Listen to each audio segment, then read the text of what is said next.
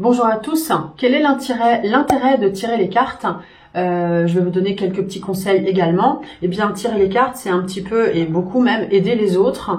On a ce sentiment déjà d'avoir envie de connaître un petit peu la suite, mais sous forme de conseils, parce qu'on a des interrogations, on ne sait pas trop où on va. Donc on peut le faire pour soi, oui bien sûr, et il faut être objectif évidemment, et on peut aussi le faire pour les autres dans le but d'aider. Donc là vous allez sans doute vous reconnaître, on est sans doute dans la même vibration. Donc j'ai pris des petites notes pour ne rien oublier, des conseils de tirage. Alors on y va.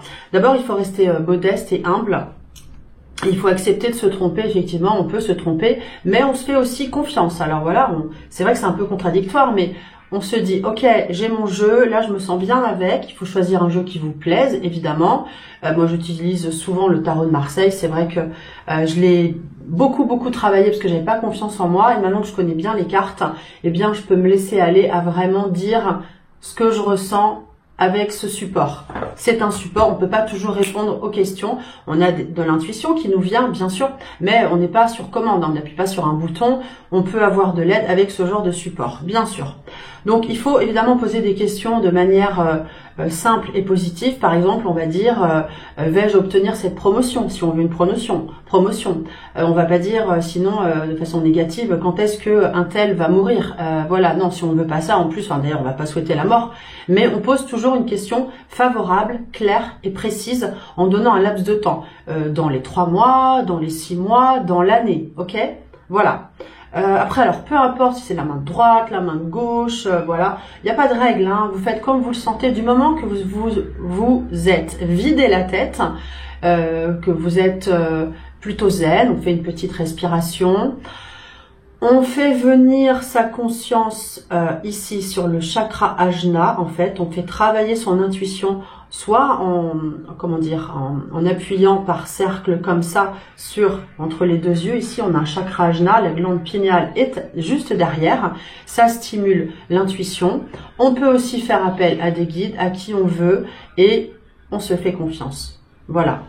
Alors, on fait un seul tirage pour une même question. Après, si on veut d'autres éléments, on va poser une autre question. Par exemple, on va dire est-ce la bonne personne pour moi? Après, on va sortir une carte ou on fait un jeu, un tirage. Il faut être clair avec son mode opératoire de jeu également. Dire, tiens, ici, ce sera la carte du passé, ici du présent, ici de l'avenir. Après, on peut demander que me conseille le jeu, alors soit l'oracle, soit le tarot, celui que vous voulez, que me conseille le jeu dans telle situation. Au niveau des dates, alors évidemment, si un tirage ne vous plaît pas, on va pas dire « Ah ben je vais le refaire, ça me plaît pas ». Non, on prend ce qu'on a, on l'analyse et on va pas le changer. On peut regarder plus loin, mais déjà on prend ce qu'on a, on note, c'est bien de noter, comme ça on revient dessus et on vérifie, tiens, ben, finalement est-ce que ça a marché? Qu'est-ce que cette carte voulait dire? On revient dessus après. Donc au niveau des dates, en fait, c'est bien de donner des espaces-temps. Voilà, on regarde si ce sont des cartes rapides ou lentes. On n'a pas toujours la réponse au niveau du temps, mais on peut pas dire c'est le mois de mars, avril, mai, juin. Enfin voilà, c'est un peu compliqué. J'y reviendrai dans d'autres vidéos au niveau du temps. Donc on accepte de se tromper. On n'a pas tout bon à 100%. On n'est pas des dieux. Voilà. Alors, il faut pas se dévaloriser. On accepte juste de se tromper. Ça peut arriver, mais on se fait confiance quand même. Les erreurs font partie de ce qui arrive, de notre chemin. Donc on tire les cartes évidemment au calme, hein, je vous l'ai dit, il n'y a pas de jour particulier, le lundi c'est le jour de la lune, enfin moi j'ai pas du tout ça, du moment qu'on est bien avec soi et qu'on fait le vide dans sa tête, qu'on pense pas à ses problèmes. Ça m'est arrivé de faire un tirage et d'avoir en tête un souci particulier, j'ai tiré les cartes et je savais, j'ai dit non, ça correspond pas, parce que je pensais à quelqu'un d'autre.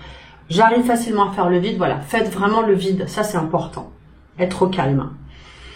Donc tout le monde peut apprendre, hein, du moment que vous en avez envie, c'est que déjà vous avez un intérêt pour l'intuition, pour l'ésotérisme, et cet intérêt seul suffit à apprendre et travailler. Tout se travaille évidemment. Il y en a qui disent oui mais c'est un don, on n'a rien à faire. Oui, on a un don au départ, mais ça se travaille, tout se travaille, le dessin se travaille, la musique se travaille, même si on a un don, tout se travaille.